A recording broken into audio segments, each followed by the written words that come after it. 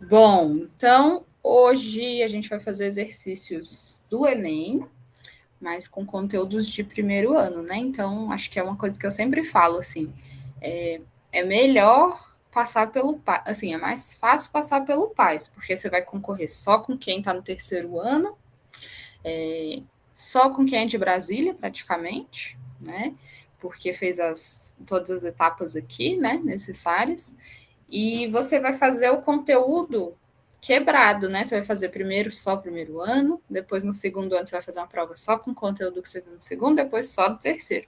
O Enem não, pode cair tudo de todas as matérias, né? Então é mais matéria para estudar, uma prova mais pesada nesse sentido, assim, apesar de ser muito interpretativa e tal, tem algumas diferenças, né? A prova da UNB, por exemplo, você vai precisar tomar cuidado para marcar, você não pode chutar, porque tem aquela coisa de que uma errada não uma certa, né?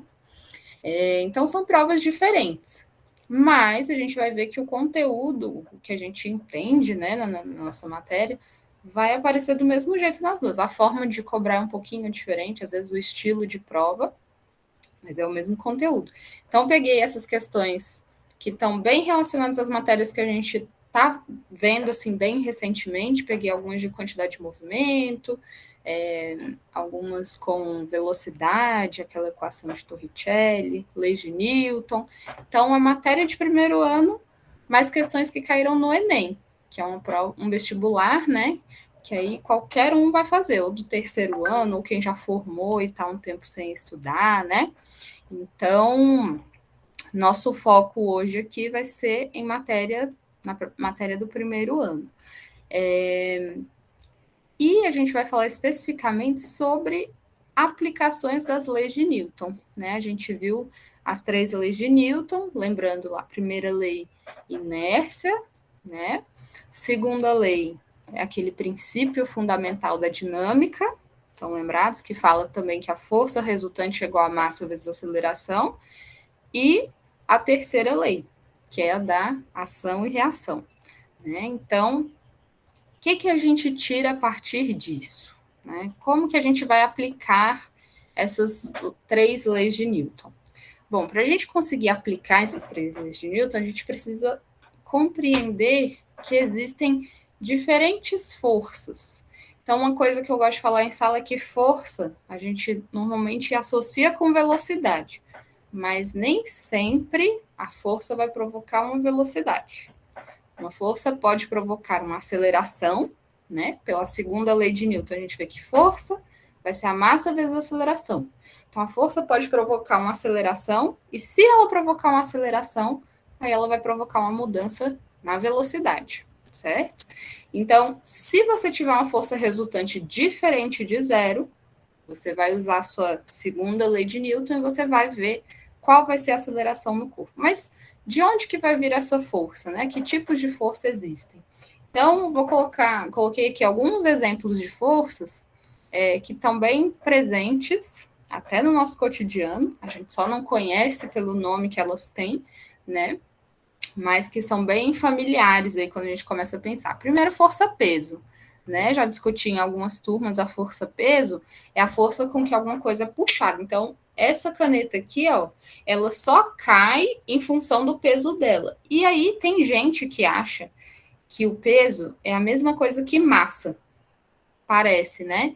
Não é, a gente vai chegar lá, tá? Então, peso é uma força que só existe por conta da gravidade no local, tá? Também da massa, né? Eu preciso ter a massa para ser puxado. Se não existisse nada, eu não estou puxando nada, né? Então depende da massa, mas só essa massa sozinha ela não vai movimentar. Pela primeira lei, ela ficaria inerte se eu não tivesse nenhuma força. Então, ela só cai devido à gravidade, né?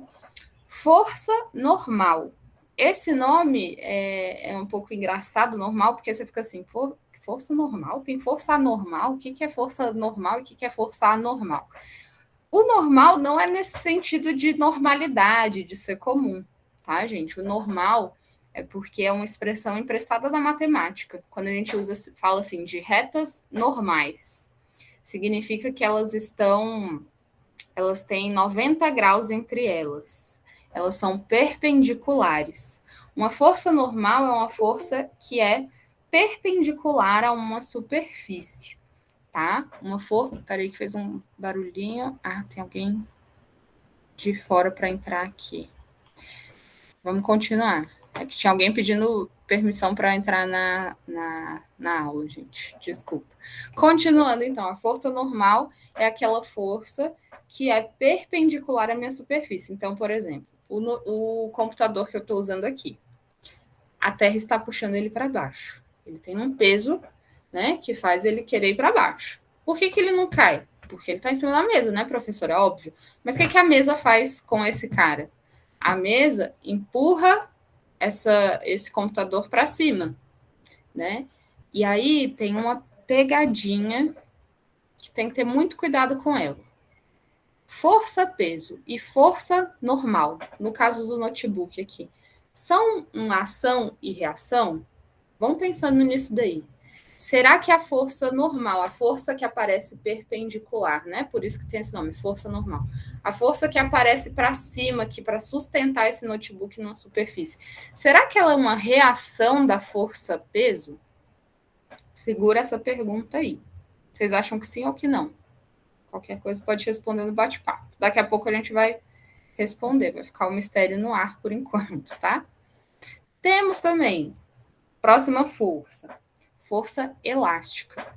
Então, se você tem uma molinha, não sei se vocês já brincaram com mola, você empurra a mola e essa mola, quando você solta, ela vai empurrar de volta, né?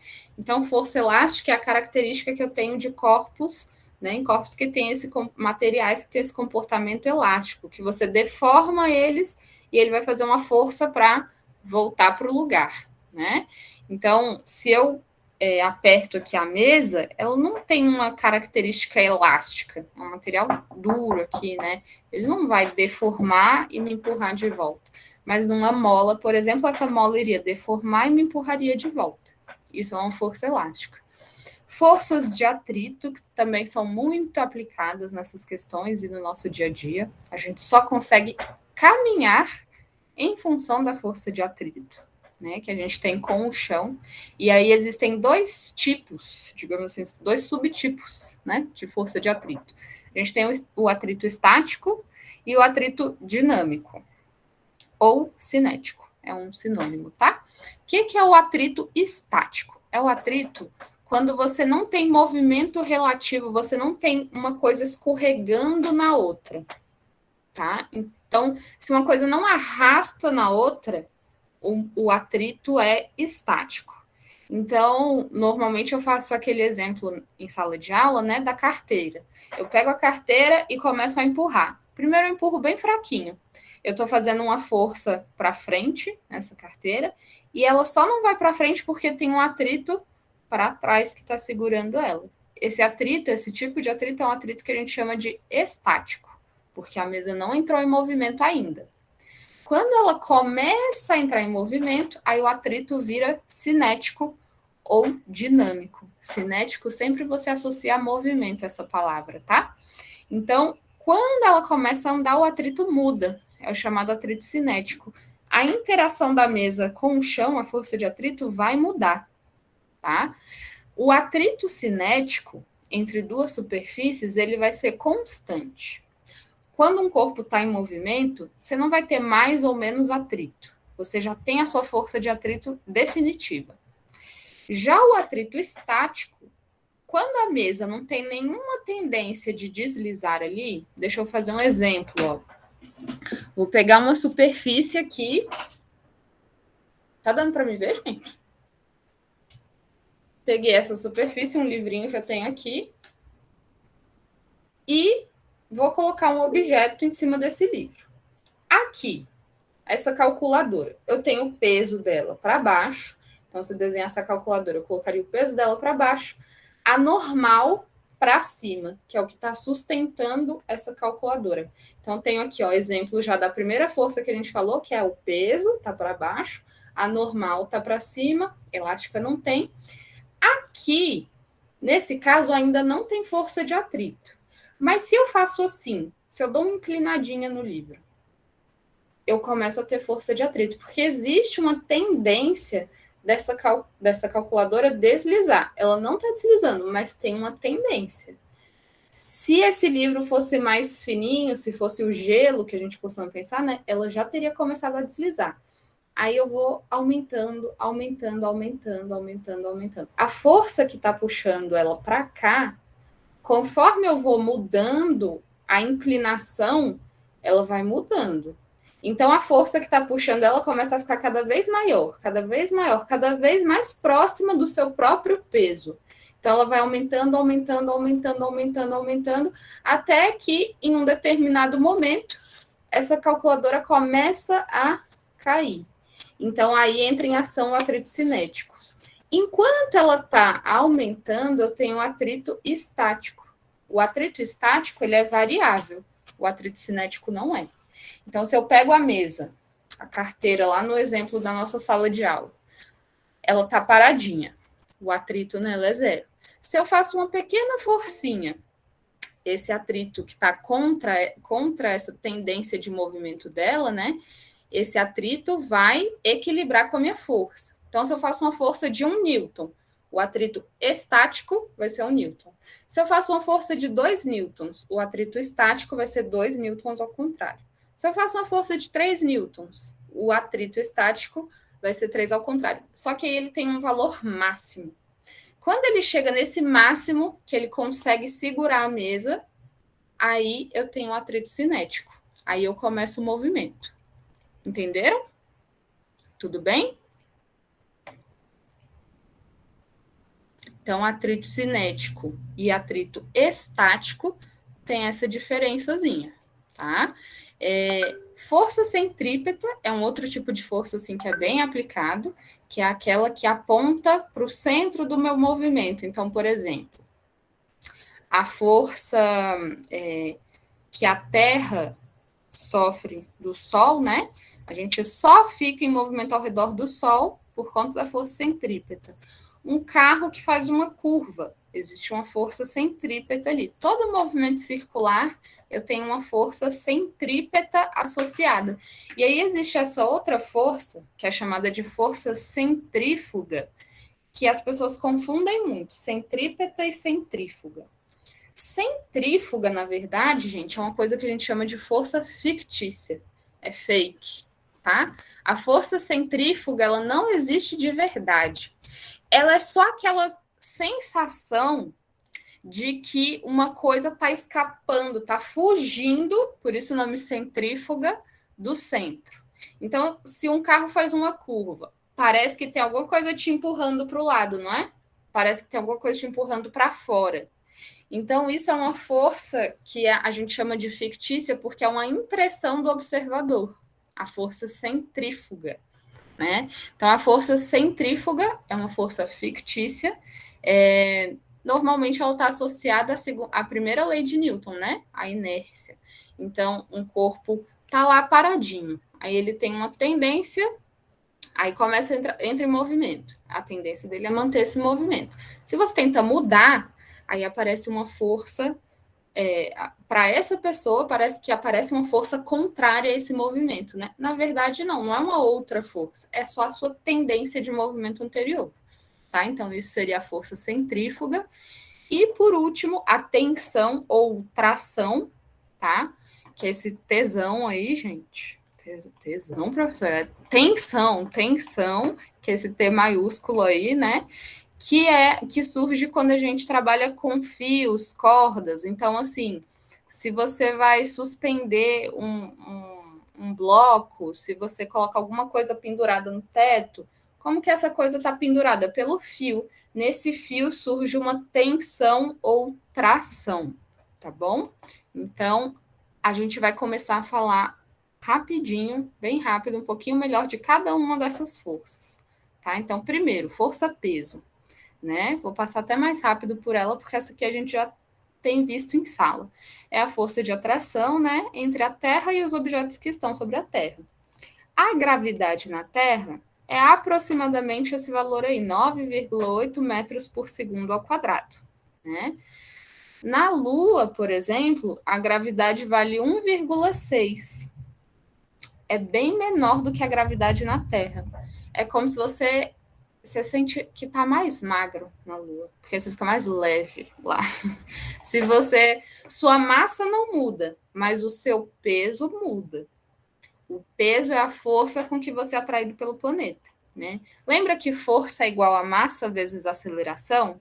Então, no lugar da força, eu estou tratando da força peso. Então, a força peso é igual a massa vezes a aceleração da gravidade. Então, P é igual a mg. O peso de um corpo é igual a massa do corpo vezes a gravidade no local, tá? Alguns planetas aí para vocês verem. Outro dia perguntaram a gravidade em Júpiter na sala, é 25,9, em comparação com a Terra, que é 9,8. Então, é mais que o dobro da nossa gravidade aqui, né? Então, algumas gravidades para vocês compararem aí. E esse lembrete de que a massa é diferente do peso, né? Massa é a quantidade de matéria, que é medida em gramas, quilogramas. Peso, essa força que aparece devido à atração entre duas massas, né? No caso, uma pessoa que está caindo e o planeta Terra. E uma coisa interessante também, gente, para vocês, olha só. A gravidade na Terra, normalmente a gente usa como 9,8, certo? Só que tem um porém. Essa gravidade no planeta, ela depende de alguns fatores. Ela depende da massa do planeta. Então, por exemplo, o Júpiter, que é bem maior do que a Terra, tem uma gravidade maior do que a nossa, né? Como ele é muito pesadão, ele puxa muito as coisas para perto dele. Então, a aceleração gravitacional local é muito maior. Só que tem outros fatores. Quanto mais distante você vai ficando do planeta, menos ele vai conseguir te atrair, né? Você fica mais distante, a gravidade vai ficando menor. Então, conforme você vai aumentando a altitude, que é a altura em relação à superfície da Terra, a gravidade vai diminuindo. Só que assim, gente, uma altitude de 1.000 quilômetros é muita coisa, tá? 1.000 quilômetros para o alto, assim, para cima, é muita coisa. Quer ver? Vamos pegar Monte Everest. Qual que é a altura do Monte Everest? Eu vou procurar aqui no Google agora, tá? A altura do Monte Everest é de 8.000 metros, 8.800 metros. Então, se você subir no Monte Everest, a gravidade lá em cima vai ser menor. Mas quantas vezes menor? 8.000 metros, pensa comigo, 1 quilômetro são 1.000 metros, certo? Então, 8.000 metros são mais ou menos 8 quilômetros, né? 8 para 9 quilômetros, vamos colocar aqui. Depois que você sobe 1.000 quilômetros, né? Você teria, então, aí mais de 10 montes Everestes, que são os pontos mais altos aí do planeta. Estou falando aqui em Monte Everest, vocês já viram, gente, fotos? Já ouviram falar no Monte Everest? Vou colocar uma imagem aqui, ó. Olha lá. O ponto mais alto do mundo é no Monte Everest. Esse aqui, tem uns doidos que sobem lá. Ó, tem brasileiro, tem gente que já, infelizmente, já morreu, porque é muito perigoso, né? Não é uma trilhazinha qualquer, é uma trilha bem radical aqui. E ainda no frio, né? Então, assim, isso daqui é o ponto mais alto do planeta Terra, tá? E aí você pensa, no Monte Everest, que é o ponto mais alto que a gente consegue chegar andando no planeta Terra, né? A altura é de 8 quilômetros, 8, 9 quilômetros. Então, voltando lá para a nossa tabelinha, para minha gravidade diminuir de 9,8 para 7,3, eu tenho que subir 1.000 quilômetros. 1.000 quilômetros dá mais de 100 Montes Everestes, né? Mais de 100 Montes Everestes. Então, assim, a gente não percebe muitas alterações na gravidade. Se eu estiver aqui, se eu estiver um pouquinho mais para cima, a gente não percebe tanto essa alteração. Mas ela depende também da distância. Quando a gente começar a ficar bem, bem, bem longe do planeta, aí ela vai diminuindo, claro, né? Se tiver pergunta, pode mandar no bate-papo, tá, gente? Ou pode levantar a mão, perguntar pelo microfone também, tá? Depois da força peso, a gente vai falar da força normal, que é aquela força que não é anormal, ela é bem Ai, que piada horrível, né? Não era nem isso que eu queria falar, mas ela é bem normal mesmo. Ela surge da compressão de algum material. Então, você tá vendo aqui na figurinha? A pessoa empurra a parede faz uma força na pessoa. Porém, gente, essa força aqui, esse exemplo está bem simplificado aqui. Se a gente isola essas forças, né, a gente tem que pensar o seguinte: essa força é a força que o cara está fazendo na parede, isso aqui que a gente chamou de F. Esse N, que é a força normal, é a força que a parede está fazendo no cara, beleza? Só que aqui no caso do copo, a gente tem que tomar um cuidado, coisa de corpos que estão em apoio em alguma superfície. Porque existe uma tendência das pessoas pensarem que a força normal é uma reação da força-peso, é o par-reação. A gente estudou na terceira lei de Newton, né? Que toda ação tem uma reação, porém, eu vou já dizer para vocês, a normal não é uma reação da força-peso. Alguém consegue chutar o porquê? Por que uma não é reação da outra? Por que a normal não é uma reação da força-peso? Vamos lembrar dos critérios, né? Para ser uma paração e reação. Eu tenho que ter a mesma intensidade. Então, nesse caso aqui, tá certo. O copo é puxado para baixo com uma força e empurrado para cima com a mesma. Então, tem a mesma intensidade. Ok. Mesma direção. No caso, as duas aí estão na vertical. Tem. Mesmo sentido. Um tá para cima, outro para baixo, certo? Só que tem um último fator. Paração e reação. Os corpos têm que ser diferentes, né? E aqui eu estou olhando as forças no mesmo corpo, que é o copo. Onde que está o par reação da força-peso, se não é a normal? O par reação da força-peso, você tem que pensar assim, por que existe a força-peso? Por conta da terra que puxa o copo. Se a terra puxa o copo puxa a terra. Do mesmo jeito, com a mesma força, em sentido contrário. Ela só não se move porque essa força é ridícula para a Terra, né?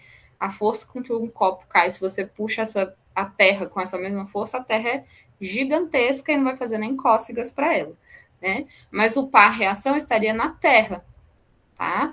Então, a mesa vai empurrar o copo com contato, tem uma normal, e aí na mesa existe um par reação da força normal para baixo, tá? Que não necessariamente é igual à força-peso.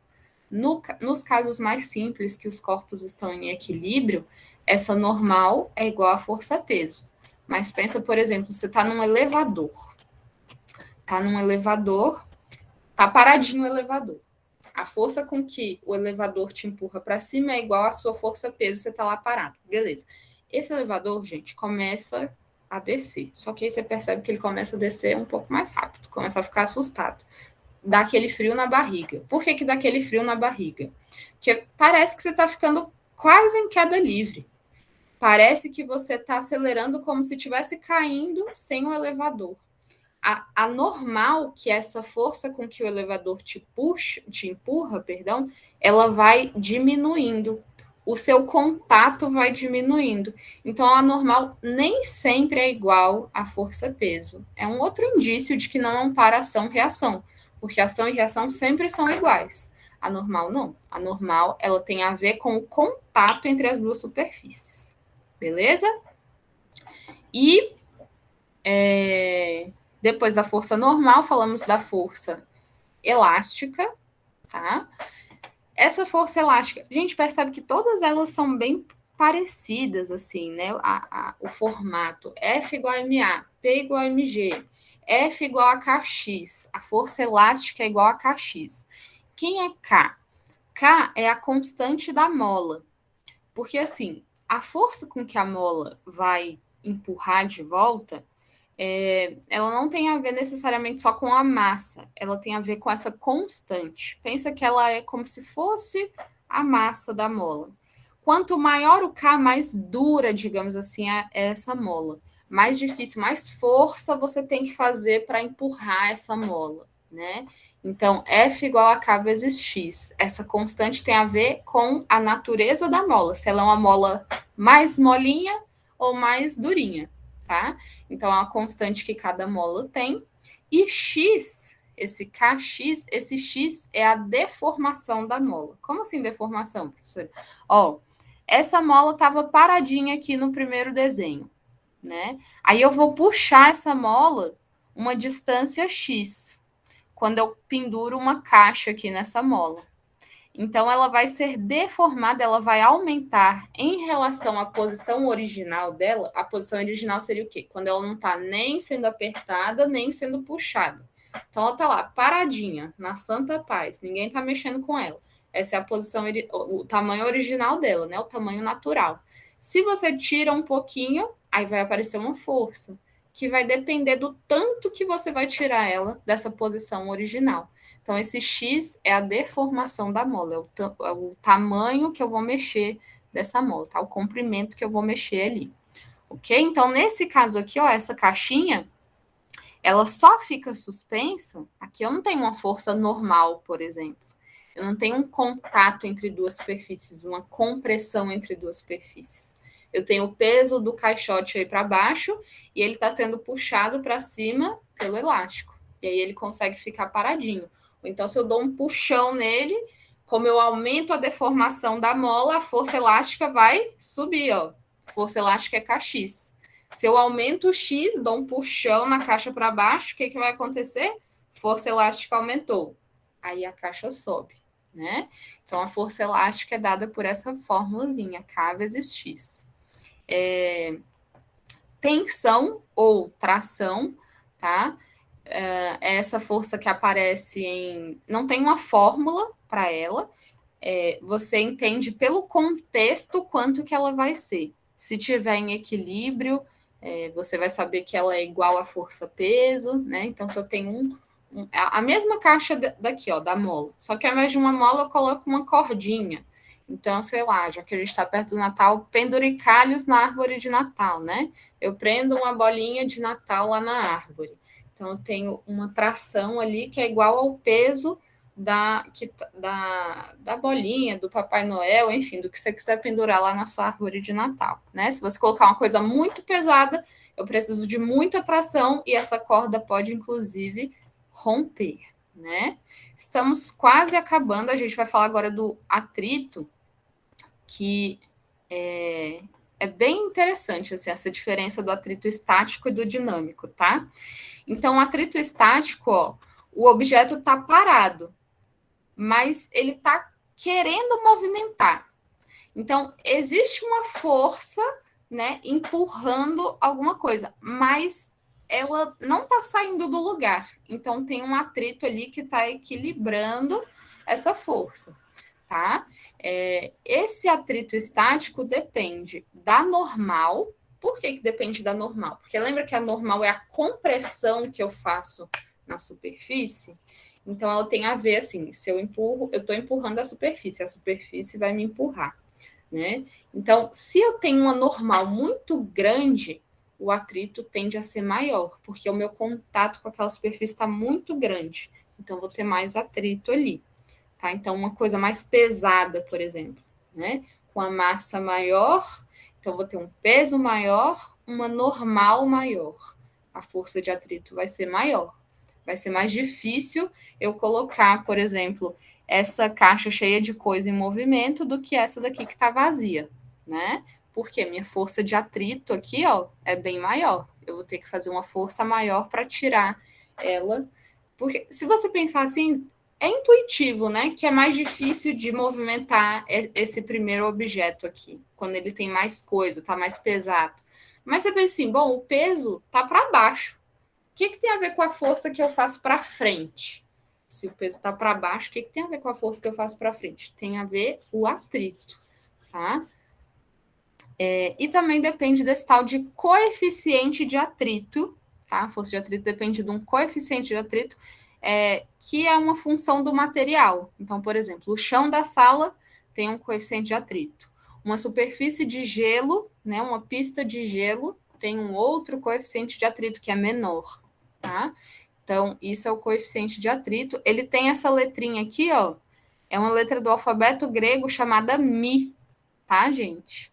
É aquela do Mi Torrent. Sabe aquele negócio de baixar, fazer download de filme pirata que a gente não faz, né? A gente assiste tudo no cinema, compra, né?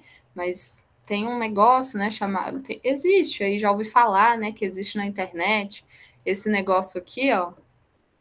Essa letrinha aqui é uma letra do alfabeto grego, né?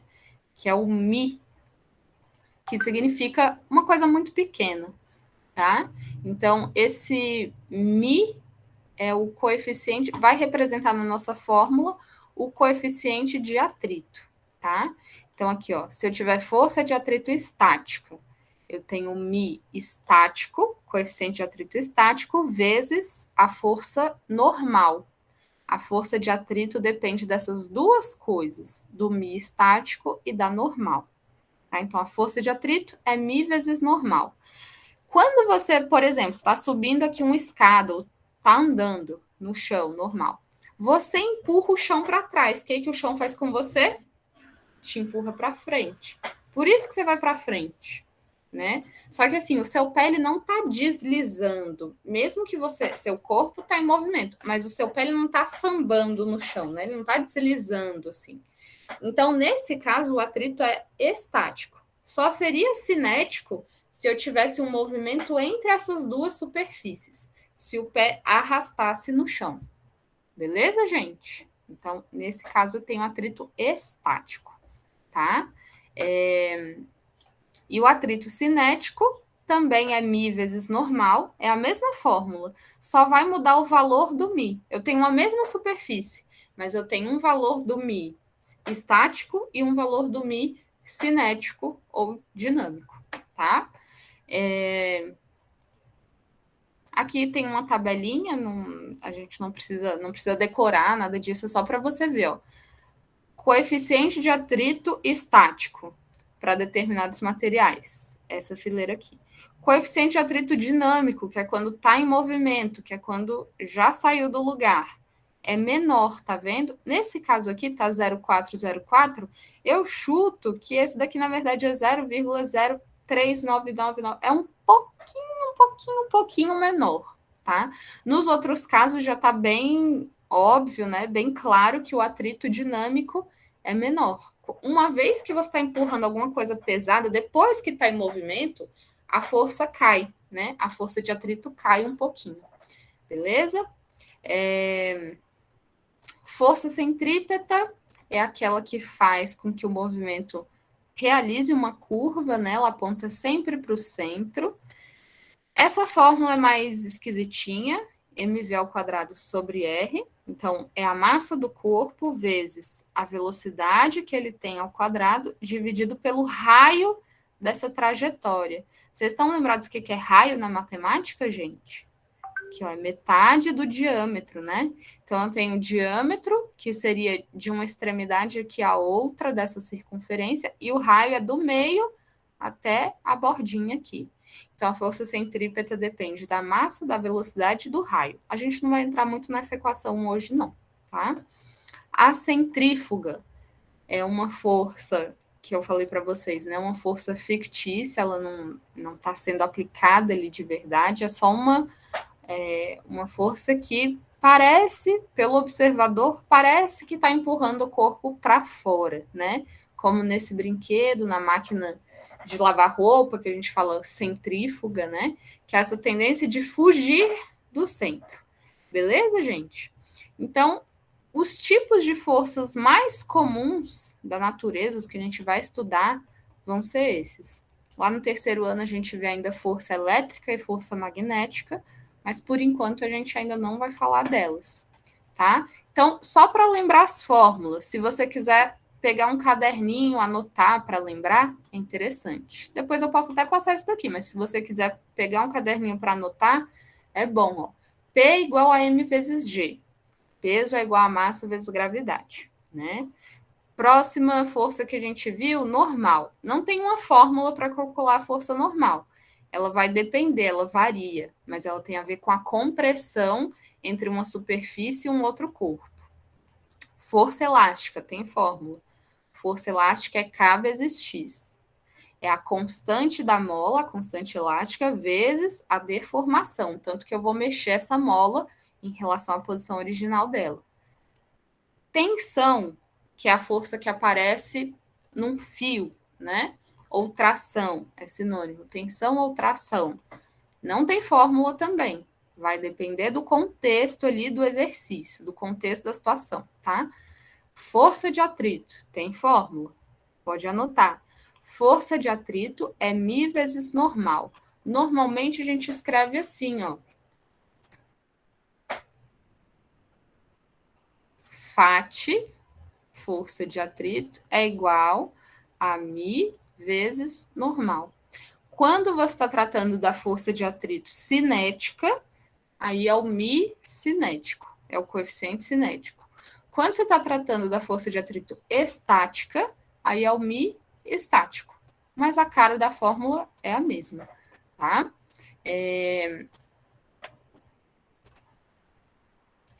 Voltando aqui, então, força de atrito μ vezes normal.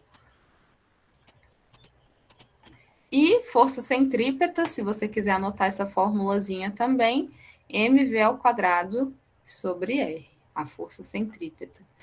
Esse termo aqui, ó, é porque a gente não tem tempo de esmiuçar isso, mas esse termo aqui, V ao quadrado sobre R, é o que a gente chama de aceleração centrípeta. É a aceleração que provoca o movimento, né? Então, é m vezes a, só que no caso é a aceleração centrípeta, que no movimento curvo tem esse valor aí. Depende da velocidade e depende do raio da curva, tá, gente? Uma coisa que às vezes a gente tende a pensar errado. Curvas muito fechadinhas, pensa assim, ó. Curvas muito fechadinhas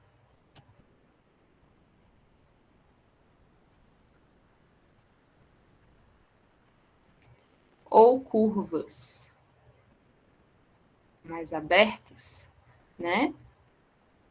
Isso daqui, ó, se você for fazer uma curva dessa daqui com carro, é muito mais complexo que fazer uma curva dessa daqui. Isso daqui tem um raio bem grande. Se você for pensar na circunferência que gerou esse pedacinho aqui, né? É um raio bem grande. Então, aqui tem um raiozão. Aqui tem um raiozinho. Só que a curvatura, né? É maior quanto menor for o raio. Então, por exemplo, a Terra. O raio da Terra é enorme, né? O planeta é gigante. Ela é muito curva? Não, você olhando para o chão, né, acha que não tem curvatura, acha que a Terra é plana. Igual esse povo doido aí que, né, os terraplanistas. Então, se você, para a gente, né, vivendo aqui a nossa vida tranquilamente, parece que a Terra não tem curvatura. A gente não consegue imaginar que a gente está em cima de um globo, né, de uma coisa que tem um formato aproximadamente igual de um globo. Por quê? Porque o raio é muito grande. Uma reta, inclusive, se você pensa em ir aumentando, aumentando, aumentando essa curva. Uma reta é uma, ó que doideira, é uma circunferência de raio infinito. Você vai aumentando, aumentando, aumentando, aumentando, aumentando o raio da circunferência até que abre e vira uma reta, né? Então, quanto menor o raio, maior é a curvatura. Então, maior é a aceleração que eu preciso, né, para conseguir alterar esse movimento. Maior é a variação da velocidade ali, tá? Então, a força centrípeta tem a ver com esse raio. Quanto maior é o raio, menor é a minha aceleração centrípeta, perdão. Né? Quanto maior o raio, menor é a aceleração centrípeta, tá? Menos curvo vai ser esse movimento. Dúvidas até agora, gente? Tranquilidade? Então, agora vamos para a parte boa, né? Vamos para as atividades.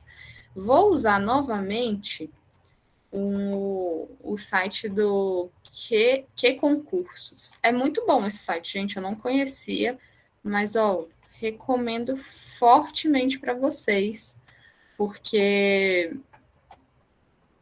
você consegue filtrar bonitinho a matéria que você está estudando. O pessoal que não estava na semana passada, o pessoal do primeiro ano, não viu, né? Mas eu mostrei esse site, vou mostrar aqui para vocês agora. Olha só, Que Concursos o nome. Esse aqui, Que Concursos. Aí tem uma abinha lá que é assim, questões. Vou mostrar para vocês daqui a pouco. Mas olha só essa questão aqui, do Enem de 2013. Uma pessoa necessita da força de atrito em seus pés para se deslocar sobre uma superfície. Logo, uma pessoa que sobe uma rampa em linha reta será auxiliada pela força de atrito exercida pelo chão em seus pés. Em relação ao movimento dessa pessoa, quais são a direção e o sentido da força de atrito mencionada no texto? Então, a força de atrito vai ser perpendicular ao plano e no mesmo sentido, paralelo ao plano e no sentido contrário, paralelo ao plano e no mesmo sentido, horizontal e no mesmo sentido, ou vertical e sentido para cima. O que vocês marcariam? Pode chutar. Quero todo mundo respondendo. Pode ser chute. Vamos lá. A, B, C, D ou E?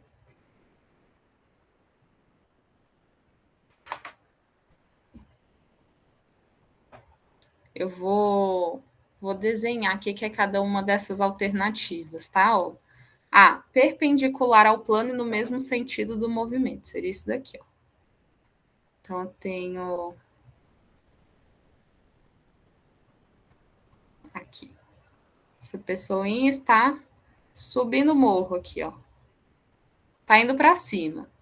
Então, essa pessoa empurra o chão e o chão empurra a pessoa de volta, não é isso? O chão empurra a pessoa de volta. Então, a força de atrito está para cá. Todo mundo consegue entender que a força de atrito vai estar assim, né? Ao invés da pessoa deslizar, que seria o que o peso dela faria, puxaria ela, né? Deixa eu até dar uma viajada aqui, ó, gente. O peso dessa pessoa aqui sempre aponta para baixo, tá? O peso é a força que a Terra faz nessa pessoa, sempre aponta para baixo.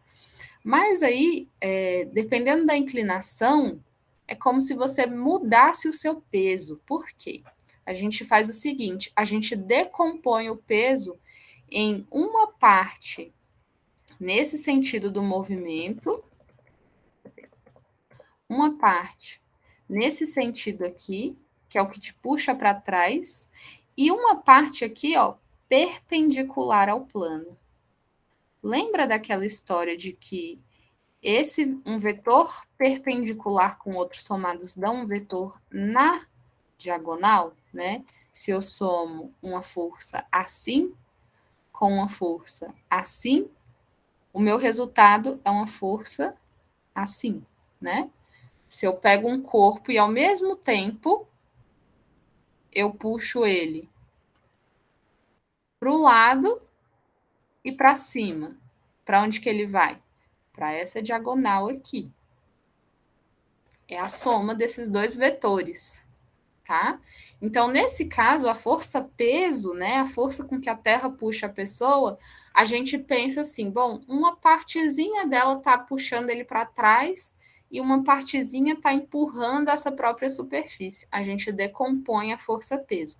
Não vou falar disso daqui agora, que é bem específico assim, tá? Isso daqui a gente chama de PX e PY.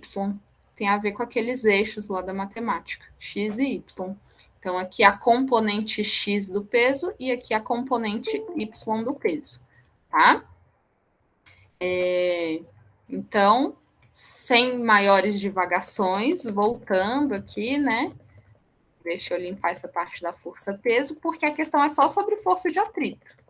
Então, você empurra o chão para trás, o chão te empurra para frente. Você só consegue se movimentar porque o chão está te empurrando para frente. Então, a nossa força de atrito aqui, ó, nesse caso, tá para frente, tá? A pessoa não está deslizando, ela está conseguindo subir graças à força de atrito. Então, essa questão aqui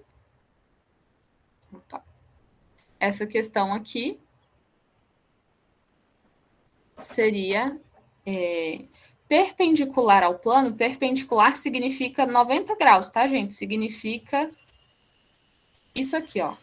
Isso aqui é perpendicular.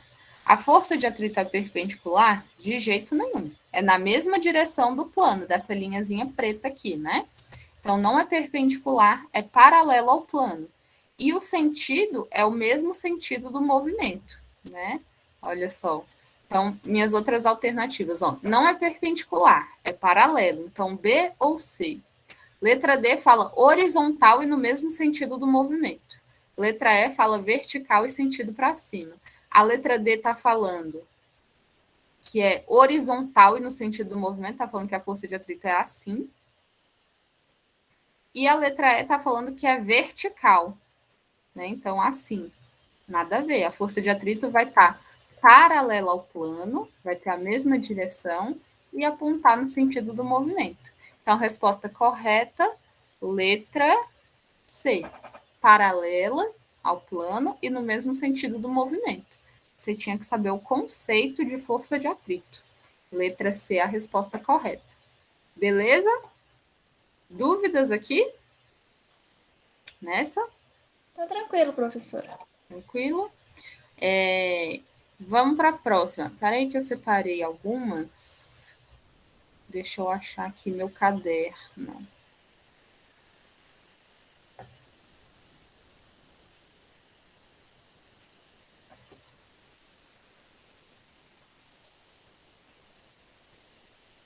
Cadê, gente?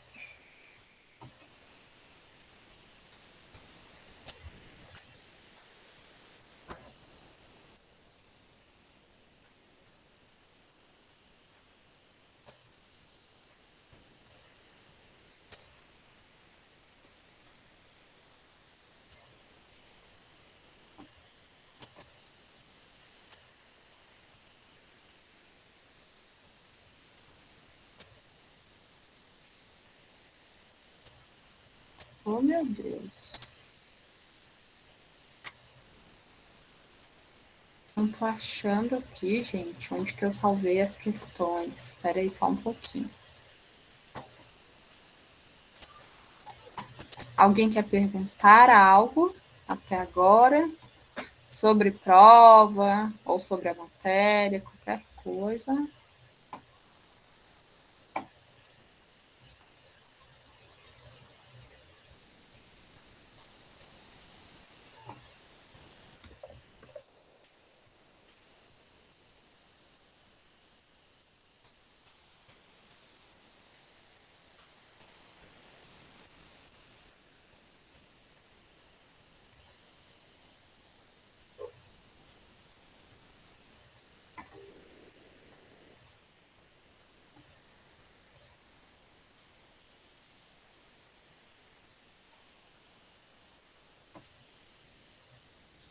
Peraí, gente, que eu tô bem vendo um tutorial aqui de como que eu abro o caderno que eu salvei. Que eu já me perdi aqui.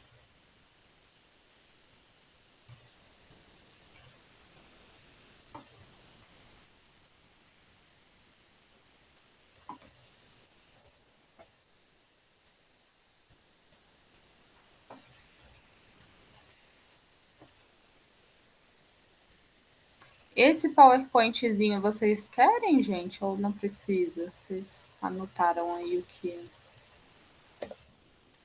precisava? Esse das forças.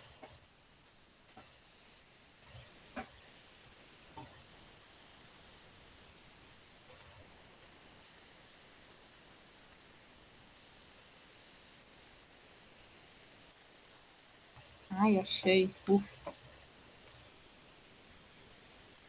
Pronto. Aqui. Olha lá.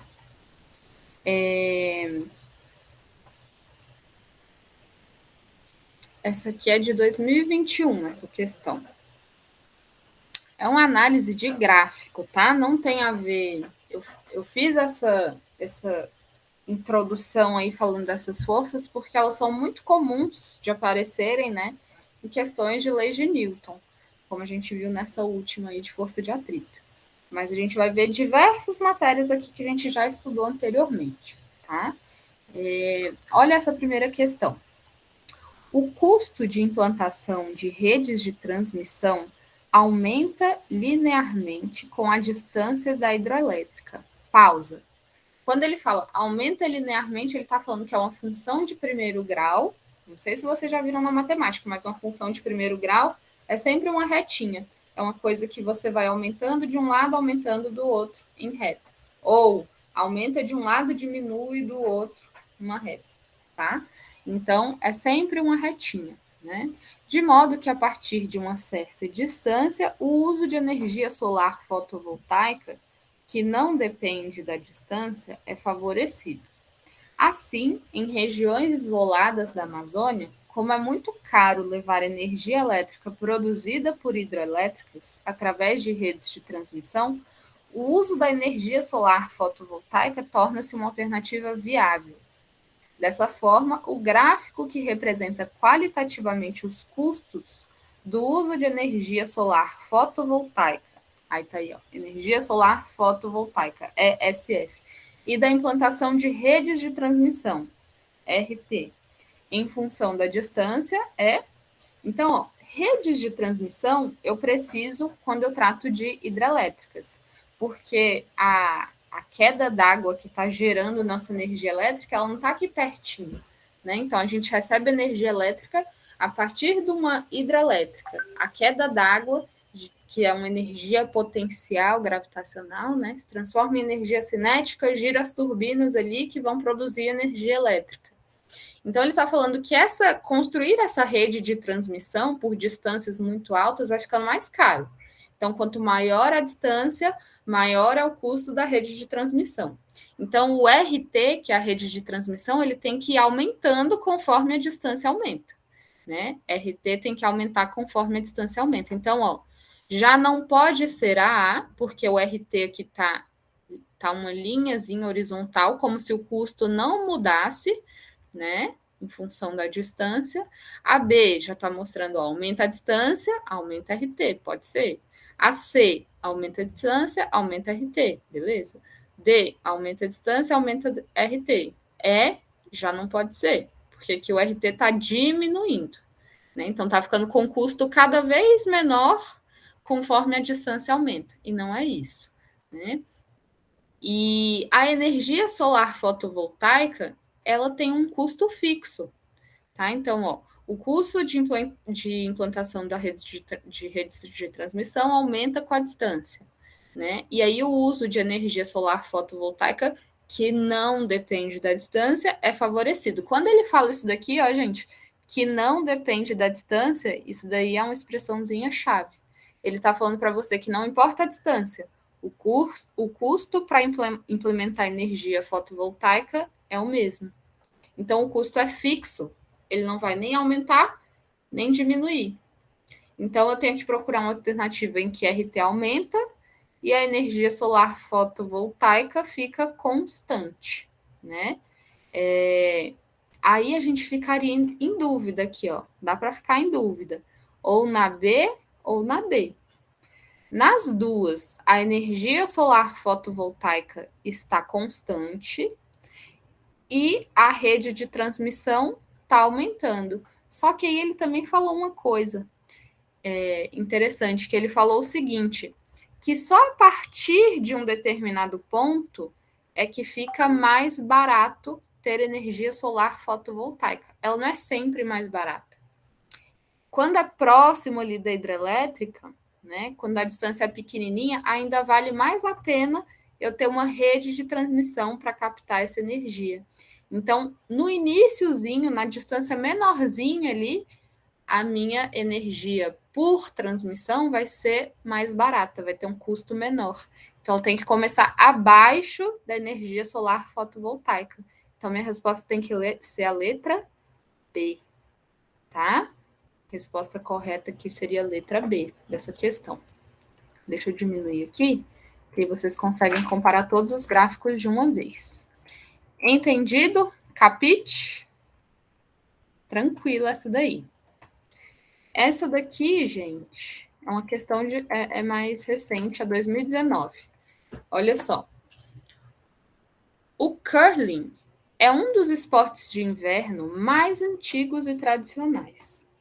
No jogo, 2 times com 4 pessoas têm de deslizar pedras de granito sobre uma área marcada de gelo e colocá-las o mais próximo possível do centro. A pista de curling é feita para ser o mais nivelada possível para não interferir no decorrer do jogo. Após o lançamento, membros da equipe varrem com vassouras especiais o gelo imediatamente à frente da pedra, porém sem tocá-la. Eles não podem empurrar a pedra, né? Eles não podem tocar na pedra, mas eles ficam varrendo o gelo. Alguém já viu esse esporte aqui nas Olimpíadas? Vai uma pessoa lá deslizando, aí taca esse objetozinho aí, e aí os outros na frente da equipe vão varrendo na frente o gelo. Quem já viu esse esporte? Já viram? Se não viram, vou colocar um vídeo aqui no YouTube para vocês verem, que até é engraçado. O curling. Aí ele fala assim, ó. Em um lançamento retilíneo sem interferência dos varredores, verifica-se que o módulo da desaceleração da pedra, então ela vai freando, ela vai desacelerando, é superior se comparada à desaceleração da mesma pedra lançada com a ação dos varredores. O que ele está falando aqui? Ó? Que se eu não coloco as pessoas na frente varrendo, a pedra vai desacelerar mais rápido do que se eu colocar as pessoas na frente varrendo. Se eu colocar as pessoas na frente varrendo, essa pedra vai andar mais. Gente, vocês nunca viram? Tem gente que nunca viu, ó, Danilo, Gustavo. Eu vou mostrar para vocês, gente, porque é um esporte bem curioso. Eu vou botar, vou aproveitar que a gente tem essa ferramenta aqui, né? Vou botar aqui no YouTube rapidinho para vocês verem um vídeo de como que é esse esporte. Ó. Vamos conhecer a história de um esporte tradicional que une precisão e estratégia? É hora de falar de curling. É considerado um dos esportes coletivos mais antigos do mundo. É praticado desde o século XVI e surgiu nos lagos congelados da Escócia. É uma vassourinha, gente. Fez parte da primeira edição dos Jogos Olímpicos de Inverno. A pessoa vai deslizando, taca essa pedra. Mas retornou à disputa olímpica apenas em 1998, com provas masculina e feminina. Atualmente, o curling possui 2 categorias principais. A categoria mais tradicional é a por equipes, onde os times são formados por 4 homens ou 4 mulheres. Recentemente surgiu a disputa de duplas mistas, composto por um homem e uma mulher. Essa modalidade estreou nos Jogos Olímpicos na edição de 2018, em Pyeongchang. As partidas de curling são divididas em ends. No jogo por equipe são 10 ends e nas duplas são 8. O objetivo é deixar as pedras mais próximas do alvo. Para isso, a equipe conta com o apoio de vassouras, que diminuem o atrito da pista de... Opa! Vocês estão ouvindo o áudio que ele falou? Ele já deu a resposta aí. Do que... Não sei se estava dando para ouvir o áudio. Mas é a pergunta do Enem. É assim, por que as pessoas ficam igual umas doidas varrendo na frente da pedra? Se encosta na pedra. Por que a pedra vai mais longe desse jeito? Né? Tava dando para ouvir o áudio, gente, ou só a imagem? Ah, tava com eco. Deve ser porque eu não tô com um fone. Mas ele falou já a resposta. Olha só. Então, as pessoas vão varrendo ali na frente porque eu vou diminuindo o atrito. Quando eu diminuo o atrito, aí eu tenho menos freio nessa pedra. Por inércia, ela vai mais adiante, né? Então, ó, a pergunta no Enem é a seguinte: a menor desaceleração. Então, a menor desaceleração, você pode pensar assim, a maior aceleração, ela anda mais, né? Na pedra de granito ocorre porque a ação dos varredores diminui o módulo da força motriz sobre a pedra. A força que faz a pedra se mover. Não tem nada puxando essa pedra ali, fazendo ela se mover, ela está se movendo por inércia. Força de atrito cinético sobre a pedra. Ele está falando que a força de atrito diminui. Letra C. Força-peso paralela ao movimento da pedra. Força-peso paralela é uma novidade, não existe. Força-peso é na vertical, né, gente? Não tem força-peso paralela ao movimento da pedra. Não existe. Força de arrasto do ar que atua sobre a pedra. Nada a ver. Força de reação normal que a superfície exerce sobre a pedra. A força de atrito depende da normal. Muita gente pode ter ficado na dúvida aí.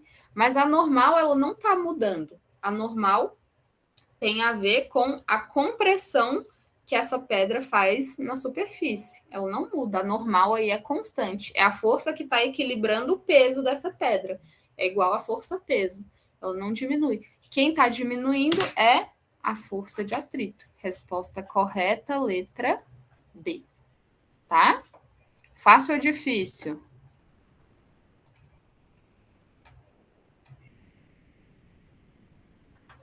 Ai, gente, peraí. Deixa eu mostrar para vocês, que quem ainda não conhece, né?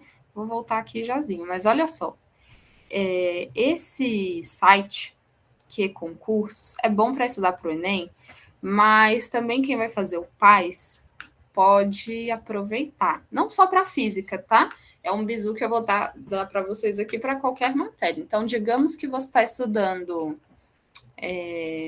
geografia, tá? Então, eu coloco aqui, ó, geografia e assunto dentro de geografia. Cartografia, coordenadas geográficas, fuso horário, geologia, relevo, solo. Eu quero estudar só isso. Eu não quero pegar uma prova inteira, pegar ela de uma vez e ficar assim, meu Deus, que matéria é essa? Não, eu acabei de estudar solo em geografia, então eu quero ver questões que já caíram sobre solo, relacionadas a solo.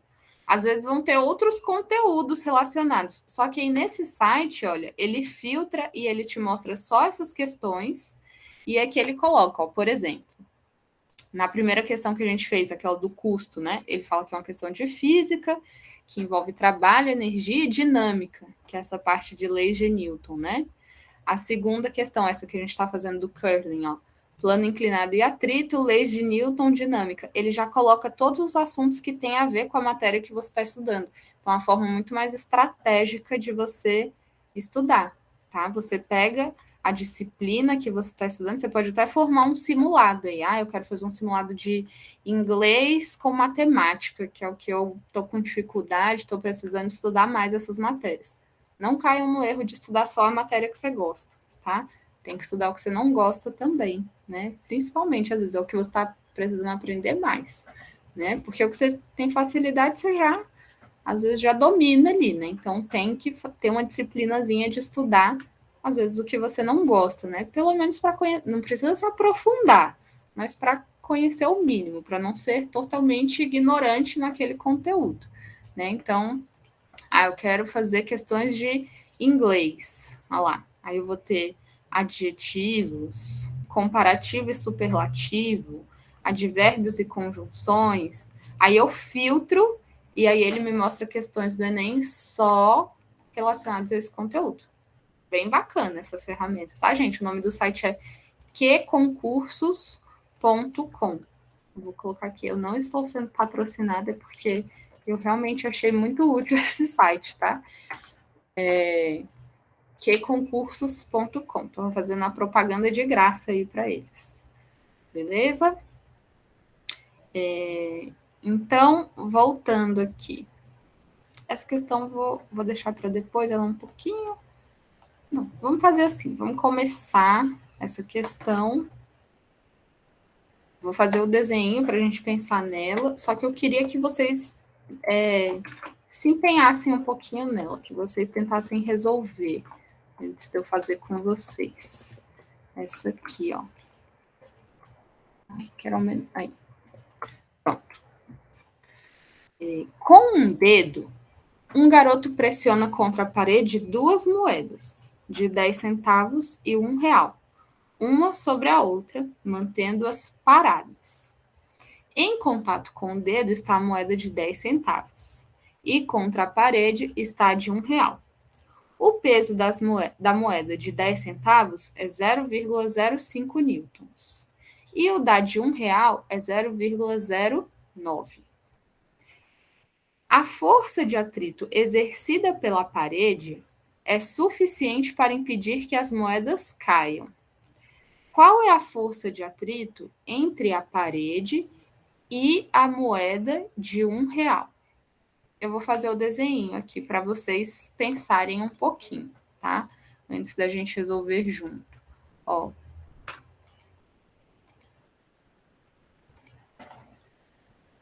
E no Enem, gente, ou no PAS ou no Enem, você vai rabiscar à vontade, tá? Ninguém vai ficar com sua prova depois. O que você escrever nela é rascunho. Pode rabiscar, fazer seu raciocínio lá na prova. Vocês só vão ter caneta, não vão ter lápis, borracha, caneta preta, né? De preferência. Eles recomendam sempre usar caneta preta. Então, pode rabiscar à vontade. Então, você tem uma parede, e aí você tem duas moedinhas. Eu vou simplificar elas assim, ó. Uma moedinha de 10 centavos, de R$1, perdão, que é a que está com a parede, e uma moedinha de 10 centavos. E aí o menino está fazendo uma força aqui, né, para segurar essas duas moedas contra a parede. Aí o problema falou que a força-peso, deixa eu voltar lá para ver, a força-peso da de 10 centavos é 0,05. A força-peso dessa daqui é 0,05 newtons. Então, tenho 0,05 newtons para baixo, tá? E a força-peso dessa outra moeda, a de R$1, é 0,09. É maior, né? E vale 0,09. É o peso, é a força com que a Terra está puxando a moedinha para baixo, tá? Enquanto vocês vão analisando aí a questão, vou reler, ó. Com o dedo, pensa aí para onde está a força de atrito. Se ela está horizontal, vertical, diagonal, para onde ela está. Vai pensando aí. Vou reler o problema enquanto isso. Com o dedo, um garoto pressiona contra a parede duas moedas, de 10 centavos e R$1, uma sobre a outra, mantendo-as paradas. Em contato com o dedo está a moeda de 10 centavos. E contra a parede está a de R$1. O peso da moeda de 10 centavos é 0,05 newtons. E o da de R$1 é 0,09. A força de atrito exercida pela parede é suficiente para impedir que as moedas caiam. Qual é a força de atrito entre a parede e a moeda de R$1? E aí? O que vocês acham, gente?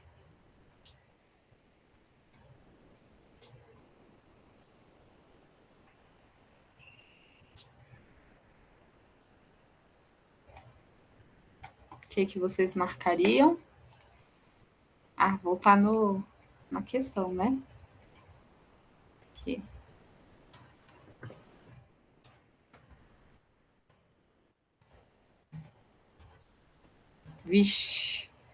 Vixe, Maria.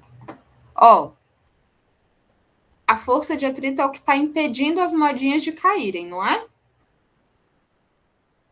Então, ela tem que estar aqui para cima, certo? Aqui. Aí é o seguinte, a força de atrito, vamos lembrar da forma. A força de atrito é igual a μ vezes normal. Mas, professor, ele não falou nem de μ, nem de normal nesse exercício. Realmente, ele não falou de nenhuma das duas. Porém, pelo problema, a gente sabe que o sistema está paradinho, está em equilíbrio, né? O que acontece? Eu vou fazer primeiro a análise complexa. Depois você vai falar assim, nossa, é isso mesmo, era só isso mesmo, sério? Porque olha só, o que eu tenho de força na horizontal aqui?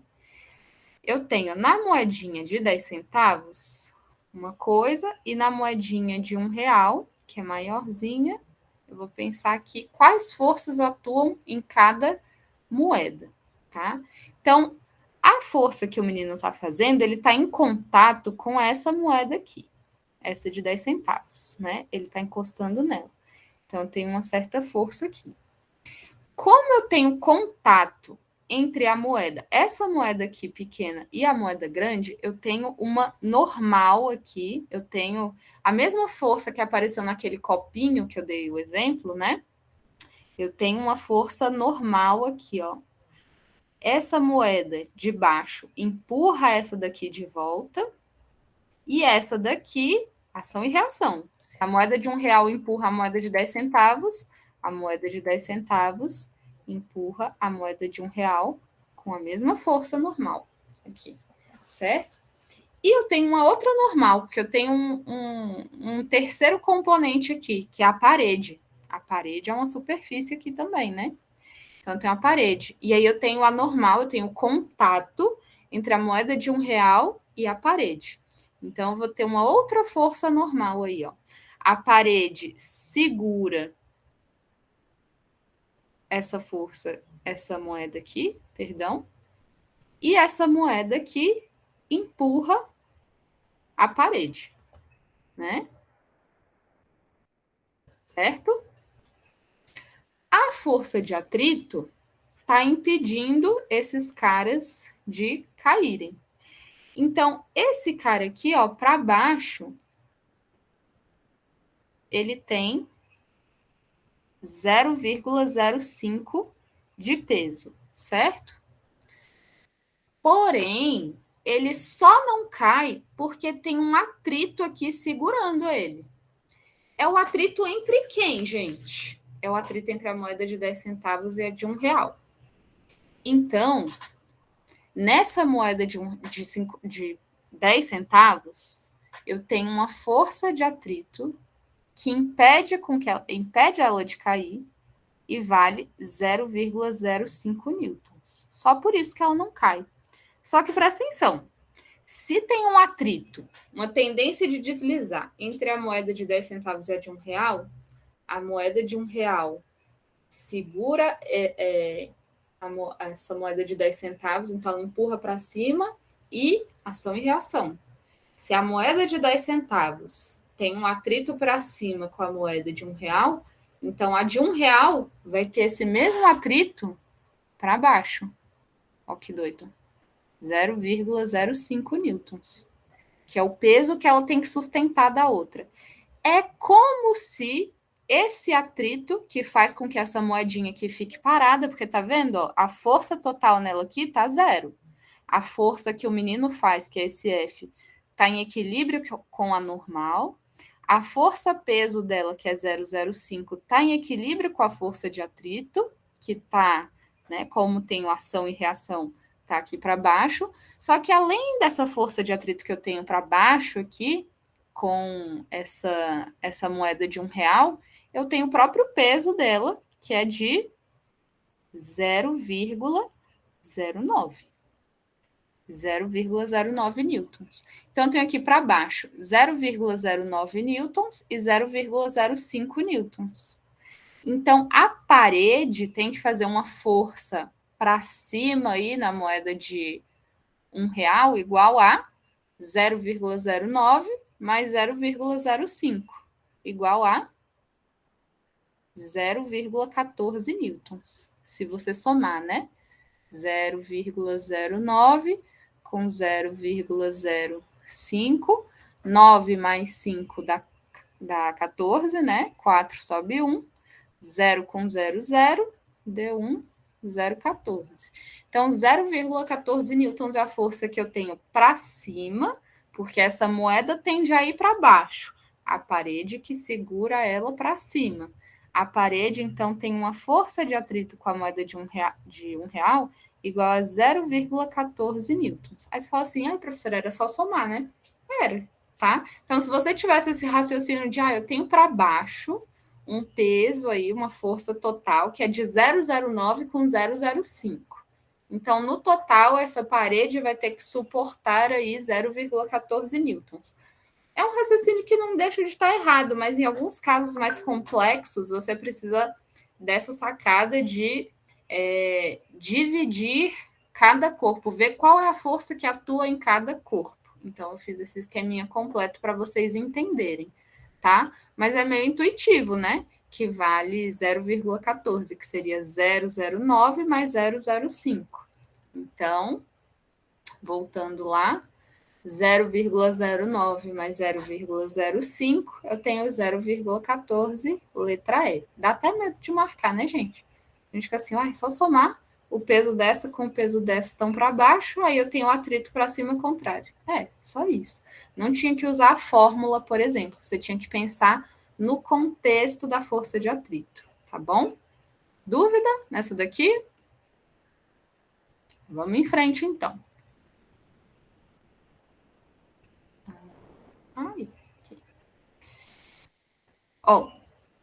Essa é boa. Durante uma faxina, a mãe pediu que o filho a ajudasse, deslocando um móvel para mudá-lo de lugar.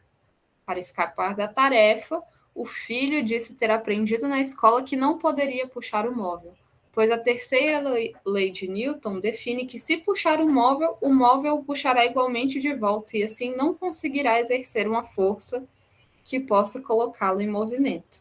Olha, picareta. Se ele tivesse lá comigo, eu vou dar um cascudo, porque isso que ele falou está errado. Ó. Qual argumento a mãe utilizará para apontar o erro de interpretação do garoto? Tem que ser uma mãe que saiba física, né, gente? Então, vocês aí, ó. Alanis, professora, eu não queria chegar nesse raciocínio. Será, gente? Acho que na prova vocês iam pensar lá. Vamos voltar lá na questão. Que as duas moedinhas estão para baixo, né? As duas moedinhas têm o peso para baixo, elas só não caem por conta do atrito com a superfície. Então, elas querem para baixo. O atrito vai, então, empurrar, vai segurar elas para cima. Vai ter que ser com a mesma força, né? Então, 0,09 mais 0,05. E, assim, quando a gente vê um raciocínio novo, a gente fica assim, nossa, como que eu nunca pensei nisso? Mas aí depois começa a fazer sentido para vocês, né? Começa a fazer mais sentido. Quando você vê outras questões, você fica assim, é esse o raciocínio. Nossa, gente, agora que eu tô vendo que tem uma bagunça ali embaixo da cama. Ninguém tá vendo isso, tá? Finge que vocês não viram isso. Essa bagunça embaixo da cama. Roupa espalhada embaixo da cama. É a terceira lei de Newton. Se eu fizer uma força na roupa, a roupa vai fazer a mesma força em mim, ela não vai sair do lugar. Então, vamos entender por que esse raciocínio está errado, tá?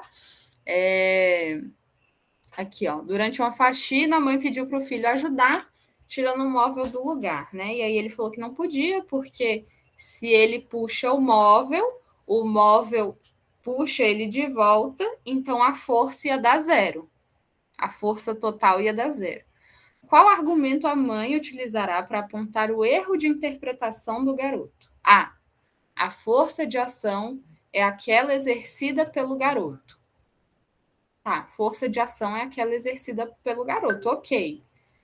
A força resultante sobre o móvel é sempre nula. Então, o móvel sempre vai ter uma força resultante igual a zero. Não, né? As forças que o chão exerce sobre o garoto se anulam. As forças que o chão exerce sobre o garoto tem a força normal, né, para cima, mas isso não tem a ver com o fato de ele puxar ou não o móvel, né? A força de ação é um pouco maior que a força de reação. Jamais. Essa daqui é a que você não pode marcar nem em sonho, nem se a mão tremer e você marcar no lugar errado. Não pode ser em cima dessa daqui. A força de ação sempre é igual à força de reação, né, gente?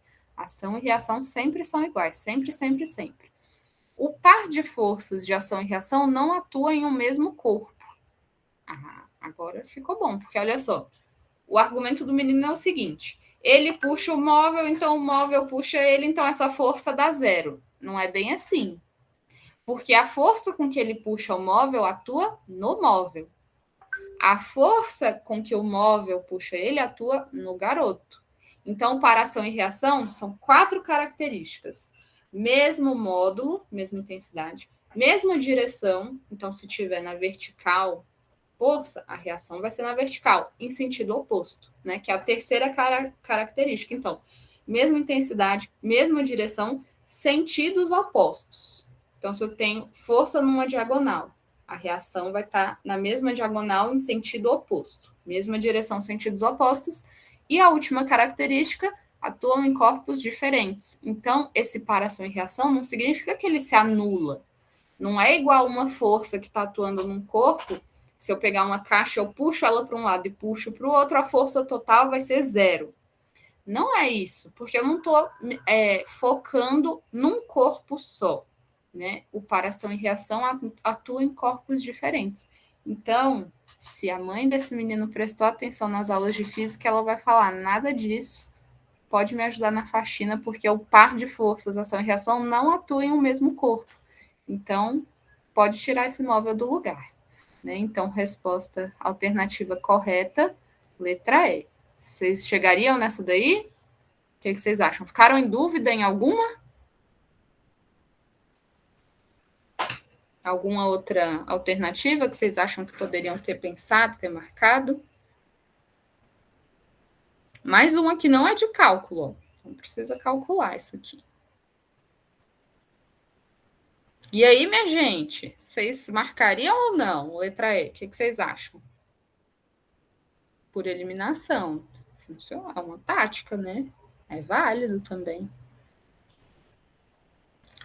Então, letra E é a alternativa correta. Vamos lá. Próximo. Segundo Aristóteles, por incrível que pareça, eu chegaria nessa aí. Não é incrível, é estudo. Segundo Aristóteles, uma vez deslocados de seu local natural, os elementos tendem espontaneamente a retornar a ele, realizando movimentos chamados de naturais. Então, Aristóteles, antigamente, dizia que se você tira um corpo do lugar dele, a tendência é ele voltar ao que ele estava antes. Tá? Já em um movimento denominado forçado, um corpo só permaneceria em movimento enquanto houvesse uma causa para que ele ocorresse. Cessada essa causa, o referido elemento entraria em repouso ou adquiriria um movimento natural. Aí vem a questão, né? Posteriormente, Newton confrontou a ideia de Aristóteles sobre o movimento forçado através da lei da... Então, olha só, o Aristóteles dizia que para um movimento existir, ele só pode estar em movimento, o nome já diz, né? Um movimento forçado devido a uma força. Então, uma causa para que ele ocorra. O Newton falou, não é bem assim. Às vezes um movimento vai estar... Às vezes um corpo vai estar em movimento sem que haja força. Isso é qual lei, gente? Da inércia, da ação e reação, da gravitação, da conservação da massa ou da conservação da energia? O que vocês marcariam? Sem medo de errar, vai lá. Exatamente, inércia. Por inércia, os corpos tendem a manter o seu movimento. Então, por inércia, letra A é a alternativa correta. Beleza? Dúvida em alguma aí? Ação e reação, gravitação, alguma que vocês pensaram, por que não é essa? Se tiver, pode falar. Tá. Aí, acabou essa página. Vamos lá, selecionei mais algumas. Essa é boa.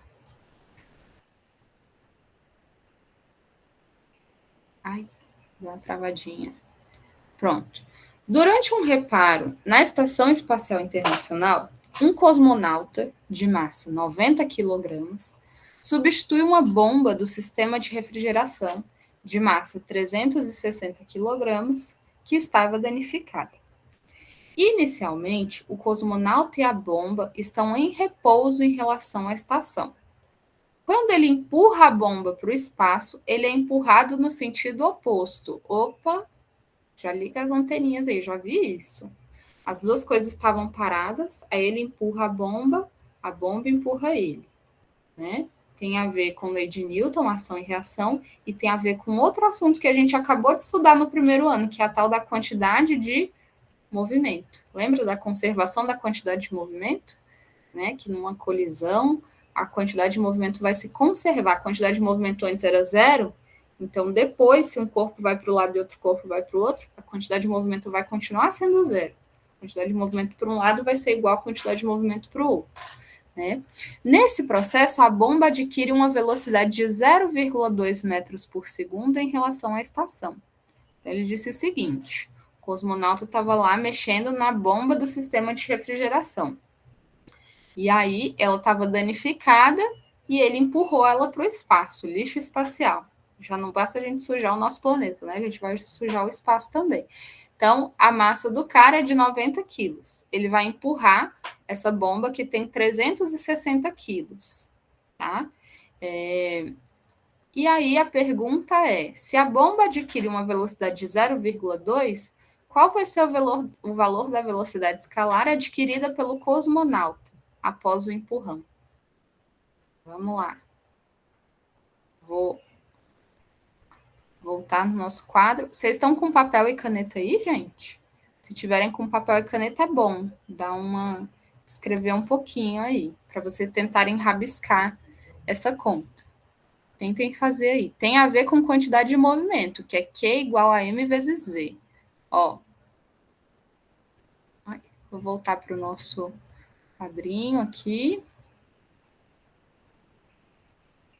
Então, quantidade de movimento é igual a massa vezes aceleração.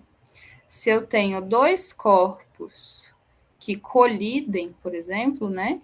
Uma bolinha bate na outra, igual uma bolinha de bilhar, né? A quantidade de movimento antes da colisão é igual depois. Então, eu tenho aqui um corpo A e um corpo B. Antes, né? Vamos dizer que A é o cosmonauta, que tem 90 quilogramas, e B é a bomba, que vai para o espaço, que é de 360 quilogramas. Eles começam paradinhos. Quantidade de movimento antes, né, deles começarem a se mover é igual a 0. Depois, ele joga essa bomba de 360 quilos no espaço e ela sai, a questão fala aqui, ó, ela sai com a velocidade igual a 0,2 metros por segundo. A pergunta dele é qual vai ser a velocidade do cosmonauta. Então, a bomba vai sair com 0,2 metros por segundo. E qual será a velocidade do carinha aqui, do cosmonauta? Essa é a questão. Opa, aqui não. A velocidade. A pergunta é, qual é a velocidade dele? Então, olha só, se a quantidade de movimento, você tem que lembrar que ela é um vetor. A quantidade de movimento é um vetor. Tem módulo, direção e tem sentido. Então, se a quantidade de movimento era 0 antes, ela tem que ser 0 depois também. Então, aqui é meu antes e aqui é o meu depois, né? Então, se ela começou sendo 0, ela tem que terminar sendo 0. Para ela ser 0 aqui, gente, eu tenho quantidade de movimento para um lado e para o outro. Para zerar, significa que a quantidade de movimento do cosmonauta tem que ser igual à quantidade de movimento da bomba, beleza? Então, a quantidade de movimento da bomba vai ser a massa da bomba, que é 360, vezes a velocidade da bomba, que é 0,2. Essa conta aqui, como que a gente faz? Faz o seguinte, ó, pode montar assim, não vamos desacostumar a usar calculadora, vamos acostumar a fazer as continhas na mão, porque para o Enem você precisa treinar. Pega seu caderno, pega um lapisinho, faz aí a conta junto comigo, ó. 360 vezes 0,2. Você vai primeiro multiplicar o 2, né? 2 vezes 0, 0. Qualquer coisa vezes 0 dá 0. 2 vezes 6, 12, sobe 1. 2 vezes 3, 6, com 1 que subiu, 7. Aí eu tenho também o númerozinho 0 aqui. Vou fazer a multiplicação, mas vai dar 0, né? 0 vezes qualquer coisa vai dar 0. E aí vai ter que ficar embaixo do 0 aqui, embaixo desse 2. Então, 0 vezes 0, 0. 0 vezes 6, 0. 0 vezes 3, 0. E aí eu somo esses dois carinhas. É assim que eu faço a multiplicação com dois algarismos, para quem esqueceu. Então, 0 com 0, 0 com nada, né? Vai dar 0, 2, 7 e um 0 aqui, que não vai adiantar de nada. E aí você tem que ver o seguinte, ó, você tem uma casinha decimal aqui, tem um númerozinho depois da vírgula. Aqui em cima não tem nada de vírgula, né? Mas aqui tem uma casinha. Então, minha resposta não é 720. Minha resposta vai ter uma vírgulazinha aqui, uma casinha de vírgula. Então, minha resposta vai ser 72. A quantidade de movimento desse cara, da bomba, vai ser igual à massa dela vezes a velocidade dela. E essa conta a gente descobriu que dá 72. beleza? Para o total ser 0, é porque a quantidade de movimento desse carinha, do cosmonauta, também vai ser 72, só que para o outro lado. Então, a quantidade de movimento dele tem que ser 72. Então, vai ficar assim, ó, QA é igual a MA VA. Quantidade de movimento do A tem que ser 72. A massa dele, a gente sabe que é 90. E aí, vamos calcular a velocidade A. Então, vai ficar 72. Isolando VA, o 90 está multiplicando, vai passar dividindo. Então, vai ficar 72 dividido por 90. Resista à tentação, não faça 90 sobre 72. É o pior erro, é o erro que você vai quebrar meu coração se você fizer. Passar esse VA para cima aqui e o 72 para baixo. Não faça isso, não pode. Você não pode passar o VA que está multiplicando, passar ele para cima aqui. Se ele passa para o outro lado, ele vai passar dividindo. Deixa ele quietinho desse lado da igualdade. E é o 90 que vai passar dividindo. Tá? Tem mensagem aqui? Ai, gente, eu não estou mostrando a conta. Desculpa. É porque eu achei que tava na tela. Perdão, meu Deus. Tava na questão esse momento todo, né? Desculpa, olha só. Fiz todo o raciocínio. Vamos voltar? Vamos voltar? Tô achando vocês tão quietinhos, né? Ó. É bem que a Alanis falou. Depois eu vou refazendo. Pronto, até aqui tá bom. Ó. Antes, os dois estavam paradinhos. A quantidade de movimento é igual a 0, né? Então, eu tenho de um lado aqui a bomba com 360 quilos e o cosmonauta com 90. Depois, a bomba vai sair aqui com 0,2 metros por segundo. E a pergunta é, qual vai ser a velocidade do cosmonauta? Para essa quantidade de movimento ser igual, né? Porque eu sei que a quantidade de movimento tem que se conservar, então ela tem que dar 0. Se antes ela era 0, depois ela tem que ser 0. Para ser 0, eu tenho que esse cara aqui, ó, tem massa 360 e velocidade igual a 0,2. Então ele já tem uma quantidade de movimento igual a 360 vezes 0,2, né? Então eu vou ter aí, ó, 360 vezes 0,2 é a quantidade de movimento do carinha B. Aí a multiplicação que eu... Que isso, gente? A multiplicação que eu falei antes, 360 vezes 0,2. Para você multiplicar aqui por 2 algarismos, né? Primeiro a gente faz todo mundo vezes 2. 2 vezes 0, 0. 2 vezes 6, 12, sobe 1. 2 vezes 3, 6. Com 1 que subiu, 7. E ainda tem esse zerinho aqui, que eu tenho que fazer. Se fosse um 1, por exemplo, 1,2 vezes 1,2, você ia ter que fazer agora a multiplicação pelo 1, e você vai colocar os números embaixo desse que você está multiplicando aqui. Então, se eu estou fazendo a multiplicação pelo 0 agora, então vou colocar aqui, ó. Nesse caso, como é 0, vai dar tudo 0, né? Então, 0 vezes 0, 0. 0 vezes 6 também é 0. 0 vezes 3 também é 0. Soma os dois. Soma os dois. Então, 0 com nada dá 0.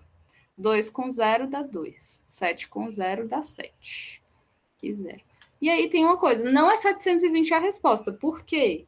Porque eu tenho uma vírgulazinha aqui, ó. Eu tenho uma casa decimal. Então, aqui eu também vou ter uma casa decimal. Tem uma vírgula aqui. Então, minha resposta, ó, 360 vezes 0,2 dá 72. Agora deu para entender, gente? Agora dá para ver, né? Agora melhorou, professor.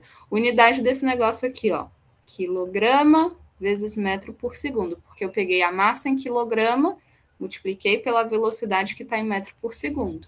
Então, 72 quilogramas vezes metro por segundo. Logo, se a minha quantidade de movimento tem que dar 0, e eu tenho 72 para um lado, eu tenho que ter 72 para o outro lado. Então, eu já matei a charada aqui. Eu já sei que a quantidade de movimento desse cara tem que ser 72. Então, a quantidade de movimento do bloquinho A, que na verdade é uma pessoa, né? É o cosmonauta. Então, vai ser quantidade de movimento do A, vai ser MA VA. A gente quer descobrir VA, a velocidade com que ele sai. A gente já sabe que a quantidade de movimento tem que valer 72, a massa dele vale 90, e para achar a velocidade, eu tenho que isolar esse V. Aí eu vou repetir o que eu falei. Se vocês... Eduardo achou que o celular estava bugado. Se vocês errarem essa conta aqui, eu vou dar um cascudo em vocês, porque, nunca mais você vai fazer assim. Passei o VA para lá, o 72 passou dividindo. Não faça isso jamais. Esquece isso daqui. Você nunca pensou em fazer isso na sua vida, tá? É um pecado isso daqui. Não deixe nenhum professor de física ou matemática ver um negócio desse que a gente fica triste.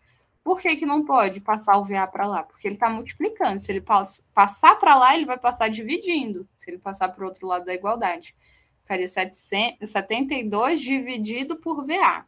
Então, de jeito maneira, faça isso, tá?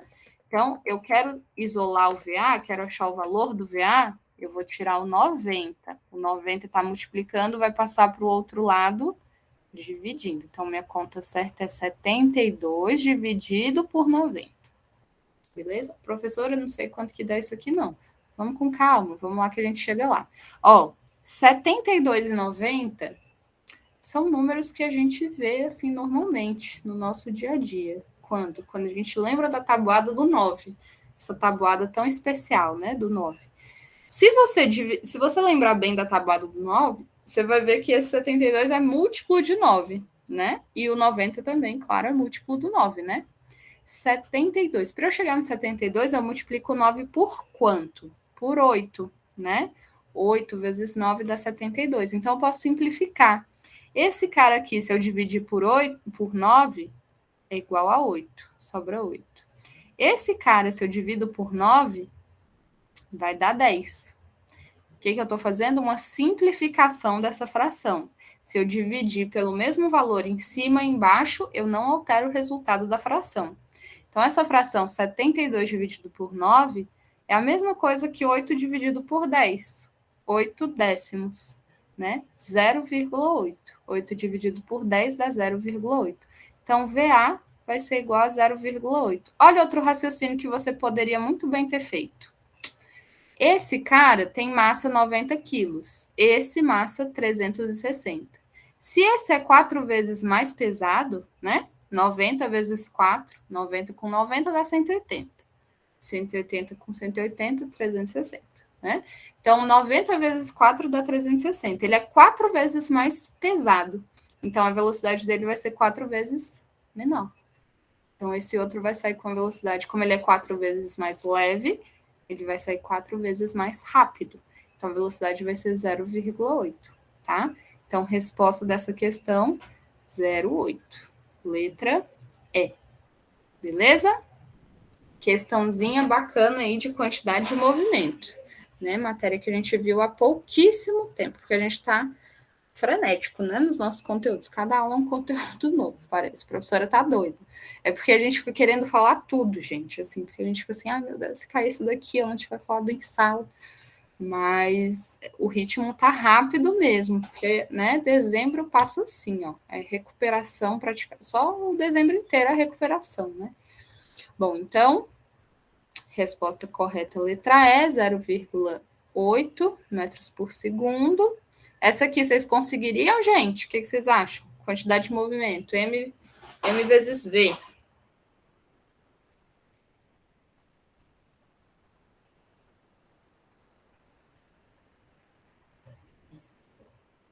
Deixa eu ver. Vou pular umas duas aqui.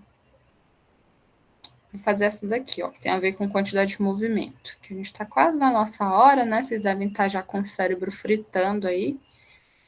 Então, só para a gente finalizar, mais um aqui de quantidade de movimento.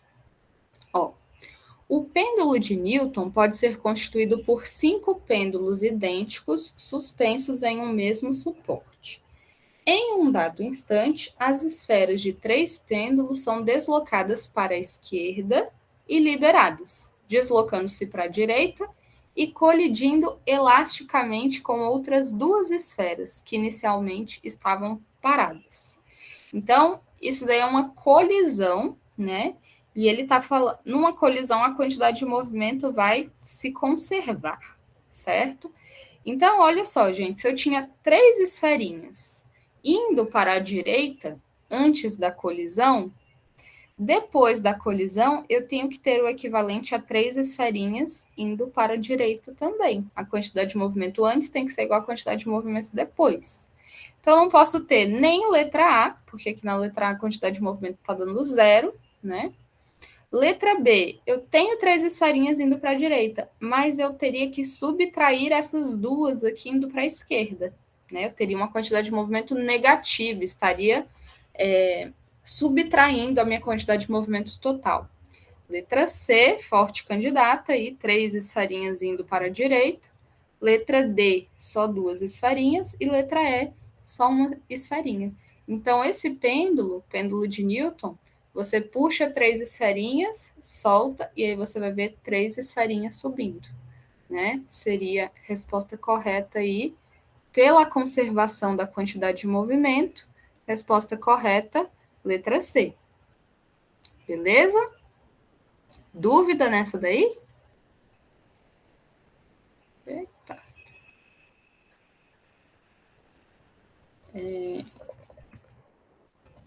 Queria mostrar para vocês isso daqui, que também é bem legal. Eu tinha um negócio desse e perdi. Não sei onde foi parar. Um pêndulo desse que eu levava para a escola. Olha só.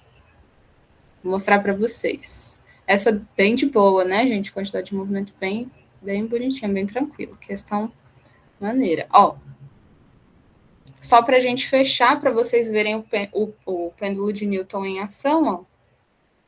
Eu tenho aí 5 bolinhas, exatamente. Posso fazer maior, né? Posso até fazer maior. Mas eu vou fazer com 5 bolinhas aí, igual na questão, ó. Subiu uma bolinha. Fica batendo uma bolinha.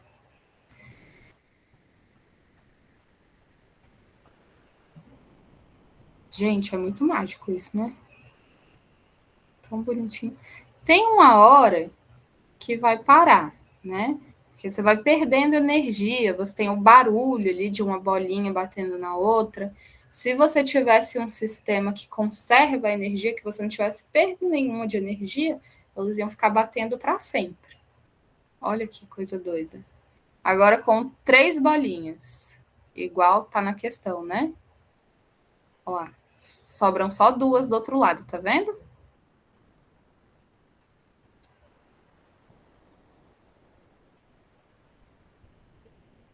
Gente, dá até um nó na vista, né?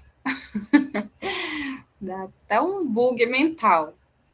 Mas é isso, o pêndulo de Newton. Tem vários brinquedinhos, assim, baseados na física, que tem muito a ver com o nosso conteúdo. Ah, olha só, esse aí é interessante.